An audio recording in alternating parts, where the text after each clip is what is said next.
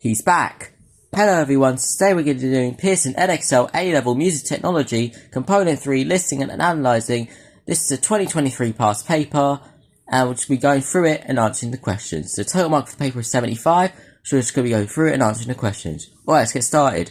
Alright, question 1A. Name two modulation effects heard on electric guitars before the vocal enters. So that would be chorus modulation and tremolo modulation. Alright, that's a question done. Question B. The lead vocal is slightly sibilant. Identify one process that could be used to reduce the sibilance. Well, first of all, you could use a de-esser. Alright, that's a question done. Question CI. Identify one other capture problem heard in the lead vocal between 29 seconds and 38 seconds. Well, that would be plosives. Alright, that's a question done. Identify two ways the problem heard can be avoided during capture. First of all, what you could use is a pop shield, as basically what that does is it allows you to remove like the actual sounds. Obviously, it allows you to basically prevents the sounds from actually passing through and create plosive sounds, and you can also keep the mic further away as well. Alright, it's a question done. Excluding EQ, describe acoustic guitar capture and processing. First of all, there's a condenser mic, it's a mono capture. It's a close mic, so it's less than 40 centimeters away. There's a short reverb, like a room reverb on it, and it's panned slightly to the right at the start, and then center pan. It's also center panned at the very start, and then pan moves when the vocal enters. Alright, that's a question done. Excluding panning, Question 2 AI. Excluding panning, identify one way the reverb on the cowbells change at 0.59 when compared to the previous section, so the dry signal is muted. Alright, that's a question done. State two ways of recreating the change heard using the DAW. First of all, you could adjust the dry control and use a pre-fade send. Alright, that's a question done. Describe the amplitude envelope settings used on the lead synthesizer first heard at 4 seconds.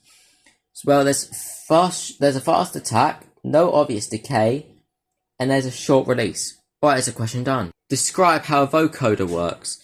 First of all, voice input through a mic. The voice is modulated. Voice input is used in sidechain.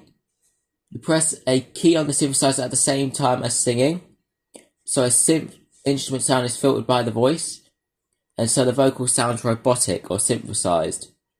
And that way it has used a number of frequency bands and higher intelligibility with more bands. Alright, that's a question done. Identify the most likely... Question 3A. Identify the most likely quantized value used on the kick drum in the introduction of the track. So that would be 1/8. So C. Alright, that's a question done. Draw the two missing notes from the first 4 bars of the bass line. Alright, I'll do that and be back in a sec. Alright guys, this is what it should look like at the end here. Alright, that's a question done. Question C. Describe the production techniques using the clap sound of the introduction. Well, it's sampled, it has a stereo reverb, and it is also gated. Alright, it's a question done. Describe how an 8-bit trimp from 1980s home computer and how this technology is likely to affect the sound. Well, first of all, it's BP sound, it's distorted, it has like a bit crusher effect. Sounds are generated from oscillators, only 256 possible amplitude levels. Levels are quantized to the nearest possible value. Noise is evident at the end of the notes, and short sequences. Alright, that's a question done. Describe the sampler technique using the vocals between 321 and 336. Well, a stuttering or arithmetic effect. One word is sampled, and it's triggered by MIDI. There's a short release, and the words play back with differing lengths. Alright, that's a question done. Question 4A. Describe how lead vocal production has changed since the song was recorded in 1968. Well, there's more tracks, more layered vocals, less reverb, fewer psychedelic effects, bright EQ, more de-essing, heavier compression, recorded closer to the mic, recorded drier, more likely to be overdubbed, less spill, lead vocal likely to be in center panned, vocal layers less polarized, double tracking, copy and pasting, sampling, and also like just in general as well, mixing, so like mixing effects like EQ, modulation, all stuff like that. Alright, so question done. Explain 2 types of EQ or filter that have been used in the remastering process for this song. Well, number 1, we could say low pass to reduce the hiss, and because it's a high cutoff, so it doesn't affect the instruments. High mid boost as well. It brightens the mix and adds clarity, and make mix sound less muddy. Alright, so question done. Question 5. So we get given these 2 tracks, and we are asked to evaluate the production techniques using each version of the song. So your response may consider capture, synthesis, EQ, dynamic processing, pan and stereo field, and effects.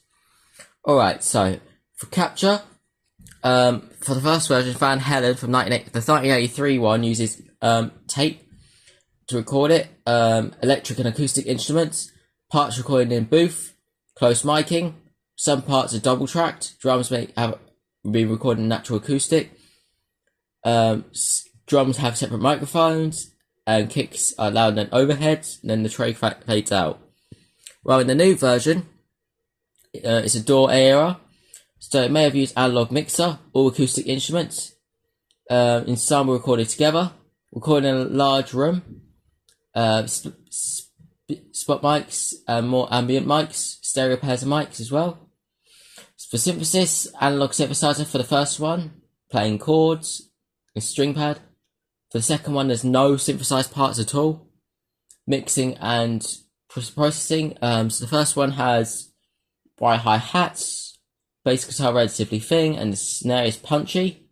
While in the second one, there's full-on low filter on the double bass and kick drum, and bright detail on the snare.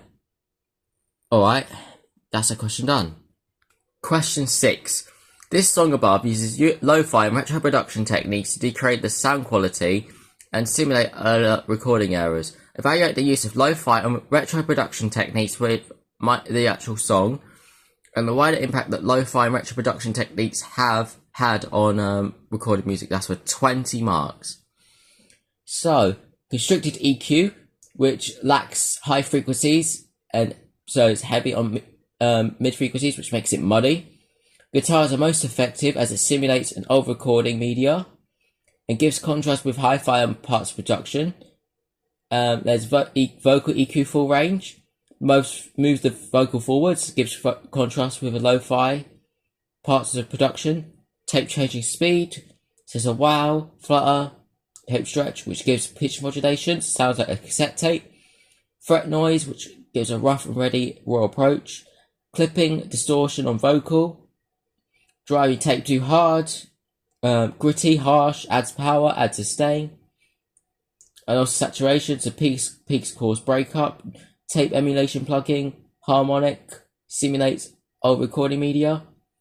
Tape dropouts and tremolo vibrato is obvious, intrusive degradation. As well as that, you also have hiss, deliberate degrading tape heads, simulate old recording media.